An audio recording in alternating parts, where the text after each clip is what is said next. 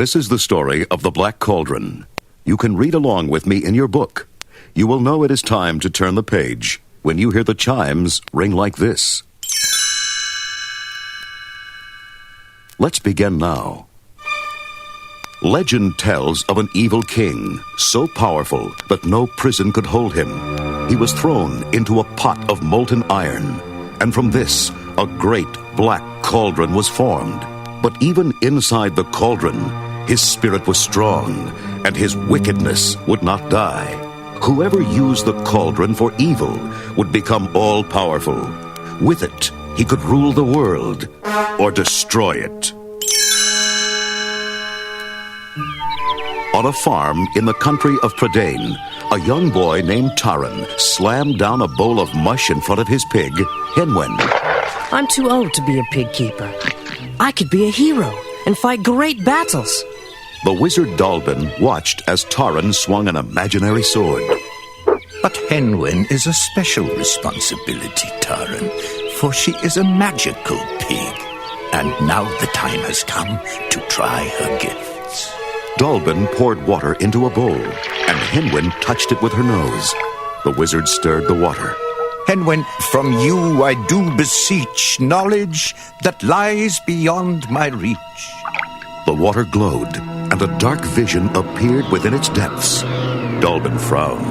Alas, it is as I feared. The evil horned king has learned about the Black Cauldron, and he wants Henwen's powers to help him find it. Dalbin urgently packed food and supplies into a knapsack. Quickly, Taran. Take Henwen to the hidden cottage in the forest and keep her there. The Horned King must not find her. The boy and the pig fled into the woods. Taran picked up a stick and waved it in the air, fighting imaginary foes. I'll protect you, Hen. I'm the greatest warrior in all Prydain. Take that, Horned King. Suddenly he looked around. Henwen was missing. Taran ran through the trees. Henwen, where are you? Just then, something moved behind a bush. Is that you, Hen? I've got something for you. A lovely, juicy apple. A furry little creature leaped from the bushes and grabbed the apple. Oh, great prince! Have poor Gurgi munchings and crunchings. Taran threatened him with a stick. Give it back. Gurgi pouted. Poor miserable Gurgi deserves fierce smackings and whackings. Suddenly, Taran heard Henwen. She was in trouble. Griffins, huge, horrible birds, were chasing her. Gurgi jumped back into the bushes in fear, but Taran ran after the terrified pig. This way, Hen. I'll save you. The first Gwithin swooped down and knocked Taran aside. The other flew low over Henwen. Its claws opened wide and snatched her up. The Gwithins carried her off to the Horned King's castle. The castle was dark and forbidding. Taran tried to be brave. I must save Henwen, even if it costs me my life. Gurgi, will you come with me? Gurgi shook his head in horror. Oh, no, great lord. Not going there. Forget the piggy. Gurgi to be your friend. Taran threw down the apple. You're no friend. Here, this is all you want. Gurgi watched sadly as Taran sneaked into the castle. Inside the dimly lit castle, Taran saw a dreadful figure hidden in an evil mask. The Horned King. His henchman, Creeper, was about to hurt Henwen. Taran rushed out of hiding. No! Don't touch her! The Horned King had Taran dragged before him. Boy, make your pig show me where to find the Black Cauldron, or she will die. Taran had no choice. Kneeling over a pan of water, Taran recited the spell. Slowly, the shape of a great cauldron appeared in the water. Suddenly, Taran tripped, splashing the water into the Horned King's glowing eyes. The evil one howled in pain. Taran grabbed Henwen and raced from the hall. The castle guards swarmed after him. Taran ran to the castle wall and pushed Henwen safely into the moat. Swim, Henwen, swim! He started to climb onto the wall. Creeper grabbed him roughly and dragged him back inside. I caught the pig boy, Your Majesty. But I'm afraid the pig got away. Deep inside the castle dungeon, Taran moped. Some hero I am. I couldn't even protect a little pig. Suddenly, a stone in the dungeon floor lifted open. A young girl, lit by a floating ball of light, climbed out.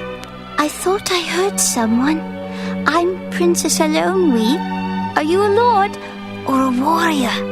Taran was embarrassed. No. I'm an assistant pig keeper.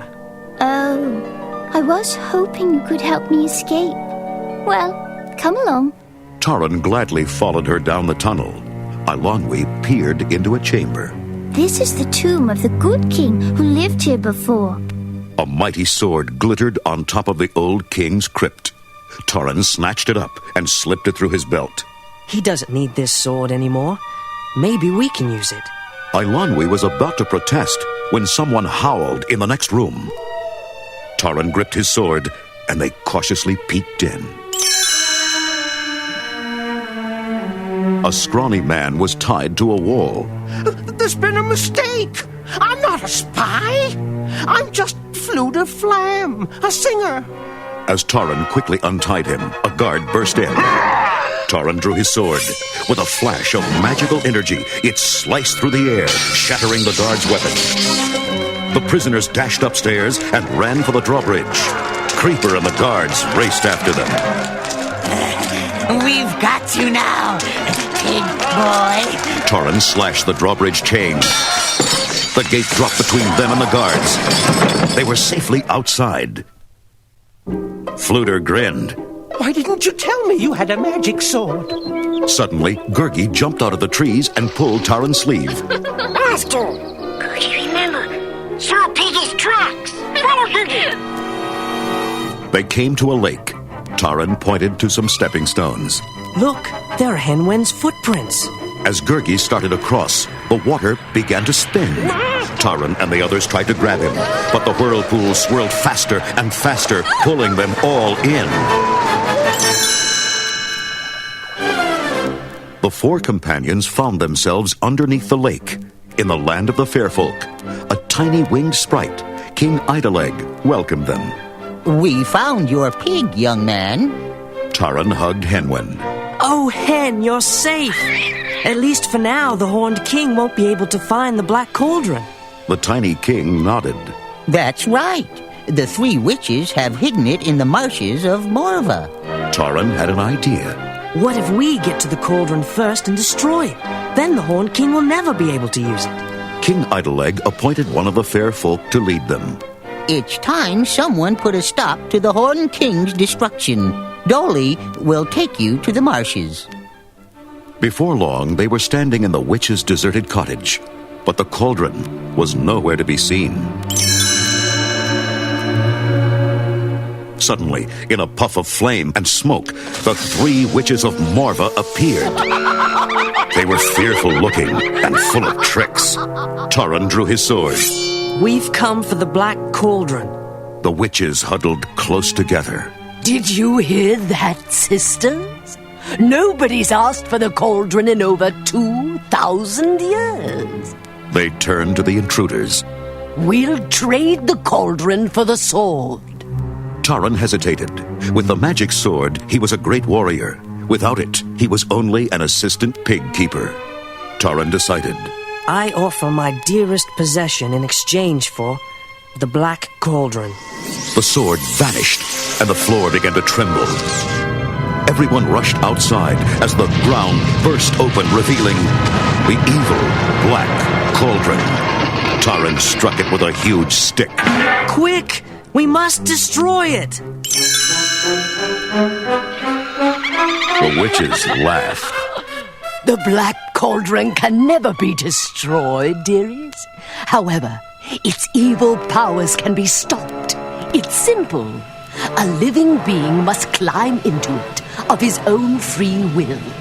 But the poor duckling will never climb out alive. Taran was dejected. I've failed. Without my sword, I'm nothing. Eilonwy shook her head.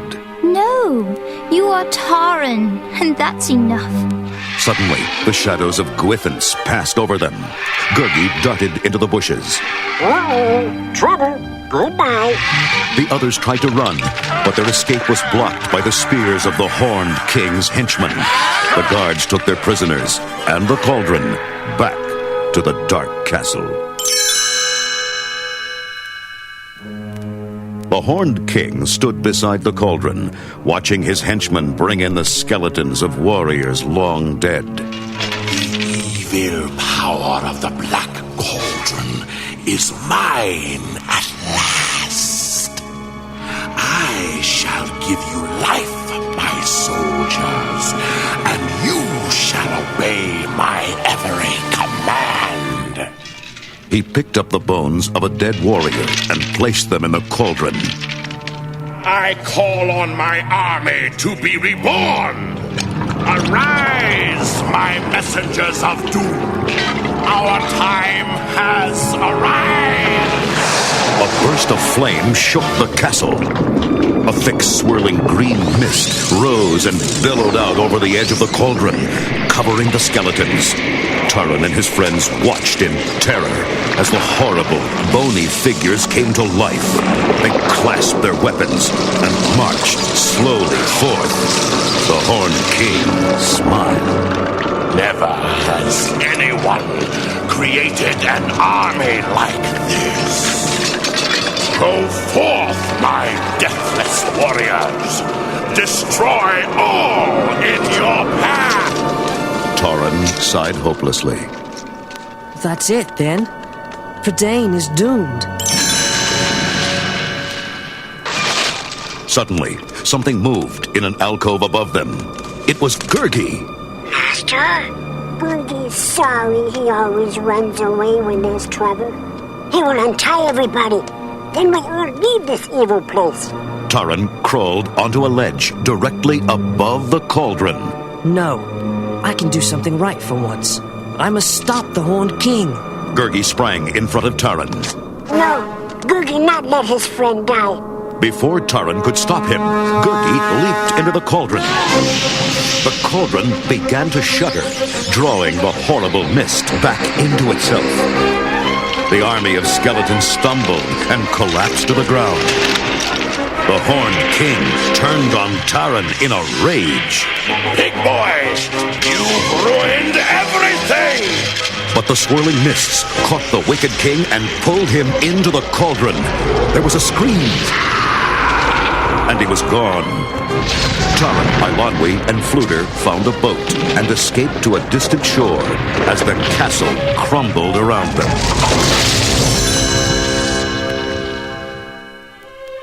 The witches appeared before Taran.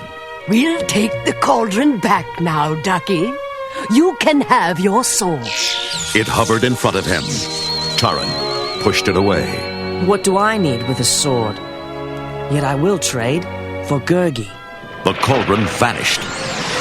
In its place lay Gurgi. The boy tenderly lifted the lifeless, shaggy creature. Suddenly, Gurgi reached for an apple. Munchings and crunchings. Taran laughed with joy. The Horned King is dead. Prydain is saved, and all you care about is food. Come on, let's go home.